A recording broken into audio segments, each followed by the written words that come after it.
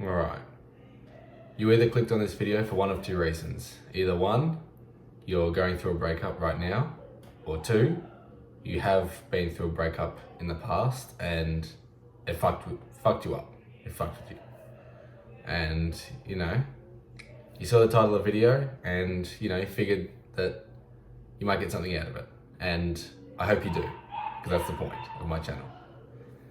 Now, I've been in my fair share of relationships and I've had all kinds of outcomes from those relationships in the sense that, some of my breakups have been really positive and, kind of the way that breakups should happen, if that makes sense. And I've also had ones that have been completely fucked. And not only were fucked in the sense that how they ended, but what they did to me in terms of my emotion, my mental state and all that. And so I wanted to delve into how my experiences with breakups and kind of what to, it's okay to have it fuck you up, if that makes sense. I'm also towards the end of the video going to highlight the best ways that I found that work when helping others go through breakups, whether it's a friend or whatever. All right. Now, like I said at the intro, I've been through some breakups and I've been in relationships, and I found that regardless of how they end, it's gonna be emotionally taxing regardless. Now, I was in a relationship for 2.5, 3 months, so really short term. And, it was kind of just spur of the moment, whatever. In hindsight, it wasn't really an option for either of us. In the sense that, we had other things that were more important. I was studying my last year of high school, so this was last year. And I wasn't neither of us really in the position to be in that relationship. And while it was good, and it was still in the honeymoon period, we could kind of just see that it wasn't going to end well.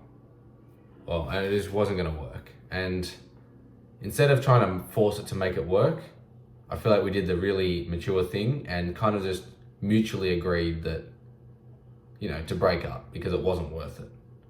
Now, even though it was only 2.5 whatever months, I was still pretty, I say the term flat, if that makes sense. Like I wasn't crying on the couch for fucking weeks on end, but the days and maybe a week after it, I was kind of just flat. I wasn't myself, and I'm like 99% sure that it was because even though it was a short term, I'd still committed myself, and at one point thought it was going to work. I still liked this girl. She was tick my boxes, whatever. And I guess that's why I was not feeling the best.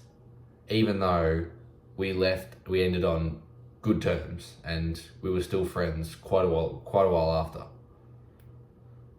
But I'm just trying to emphasize that even though it may end well, it may not, still don't expect it to be easy. It will probably be easier, but not easy. And then on the other end of the spectrum, I've had relationships that have lasted, quite a while, 12 months plus. And it's a fair amount of time to be spending, assuming you are seeing them, whatnot, spending time and getting attached to someone. And those, normally the longer term relationships are the ones that hurt more, because you spend so much time with them, you've bonded, you've gotten over things, whatever, and you actually a couple, you pass the honeymoon period and, you actually want to be with each other. Now, for whatever reason you break up, that's when normally things get tough. And yeah, I was there. I spent a good few weeks, probably even, yeah, probably a month or two, complete shell of myself. If I asked any of my mates at the time, I was just like a zombie walking around at school. I've told the story of one of mine relationships. I think it was one of my first videos. 1, 2, 3, 4, fifth video. And it was, I think I mentioned that same thing. I was just like a zombie walking around school, and I was just a shell of myself. This is before I went to the gym, but I was mentally not there. I was playing basketball quite a bit at the time, and I was just playing terrible, and it was just all fucked up.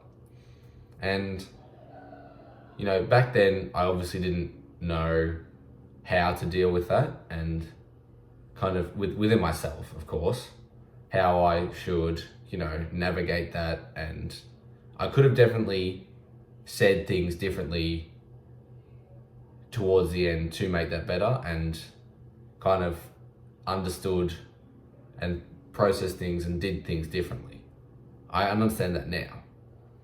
But my point is that you've got to, like Andrew Tate says, one of my favorite quotes from him is, make the best move on the chessboard. Now, it's definitely difficult to do when all these emotions are flying, going crazy in your head, and it's all a blur.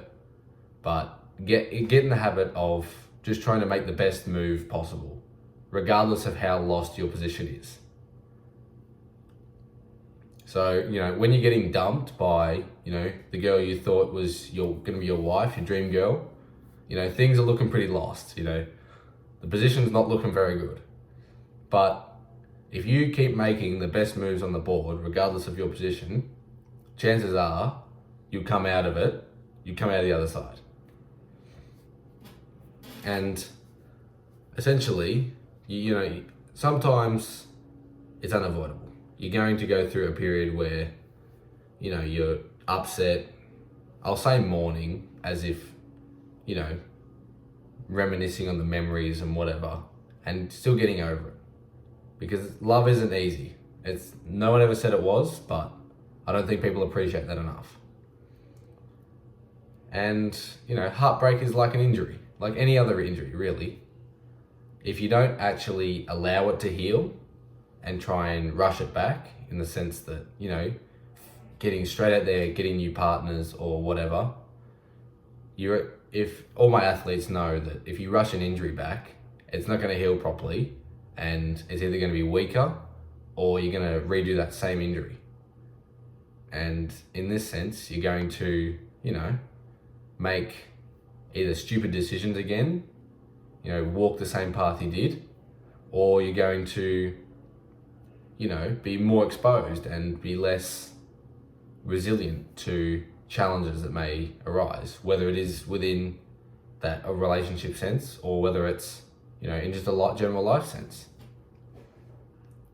Now, like I said, it's important to make sure you actually allow yourself enough time to heal, because you don't want to be rushing back, not unready, because that's unfair on your partner if you're still carrying that emotional baggage.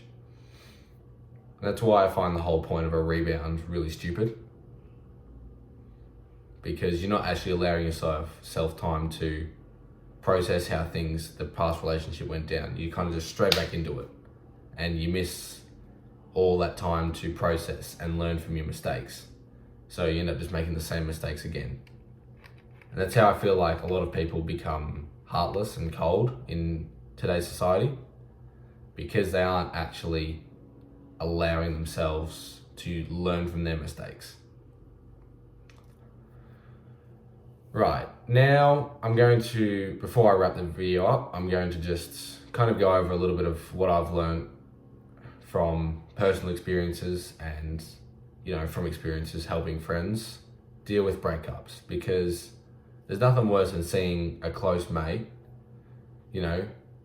be, not himself, and, not who he normally is because of how he was treated or how a relationship ended or whatever.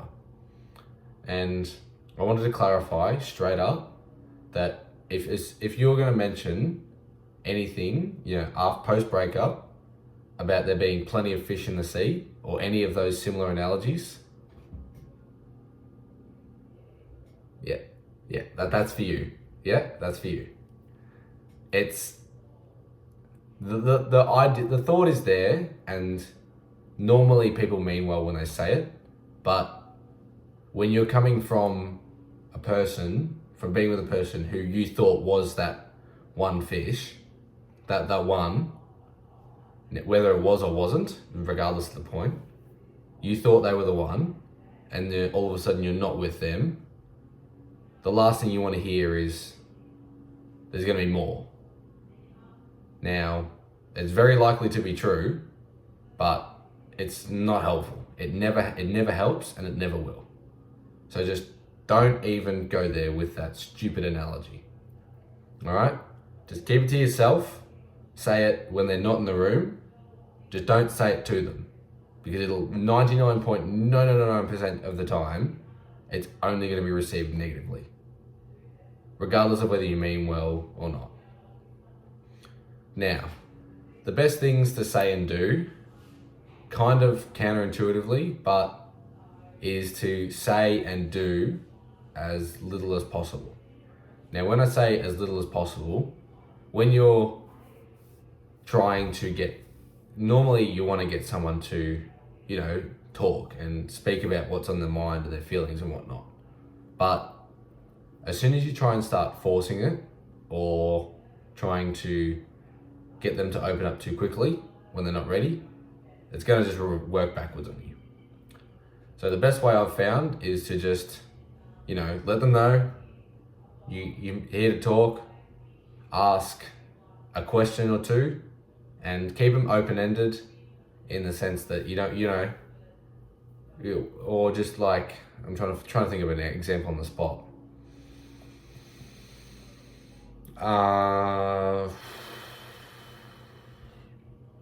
Say for example, they've got dumped by a girl they really liked, and you want to kind of get them to begin thinking about, what happened and whatnot. You want to say stuff like, oh, it's right on the tip of my tongue. Fuck. Fuck it. You can think of your own example. I ain't think of one. We'll get this video wrapped up. But, don't be overly, invasive. Kind of just keep it gentle. I don't think gentle is the right word, but keep it nice and simple and low key. As soon as you start building it up to this big, massive thing, it's only gonna make it more difficult. I hope that makes sense. Let them open up on their terms. It's all gonna be within their own terms and how they want to do it. Because the way you might want to do it, probably won't work for them. So understand and ask those questions that aren't going to, offend. Don't go any of that kind of stuff. Just keep it like, how are you feeling when? Or what are your thoughts on, how she broke up with you? There you go, that's an example. What are your thoughts on how she, what she said to end things, and those kind of general questions. It doesn't have to be like, what are you feeling right now? That's not really helpful, because probably they're going to be feeling quite a lot of different emotions. So kind of just step back and pick away at it. That's probably a good analogy. Just, bit by bit, break it down, nice and gentle, nice and easy. And eventually, whether it takes days, weeks, months, they'll be back to their normal selves. All right, I think I'm gonna wrap it up here. If this video was helpful, let me know in the comments, give it a thumbs up.